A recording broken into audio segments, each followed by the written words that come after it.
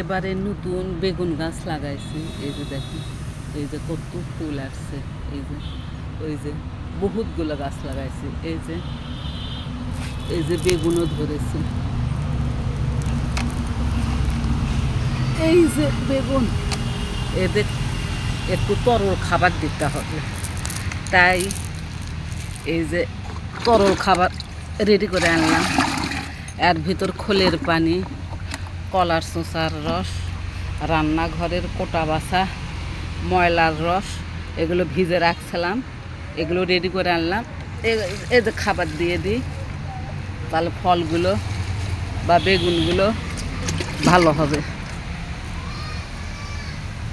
এই যে সবগুলো গাছে ফুল আসছে, বেগুন ধরছে।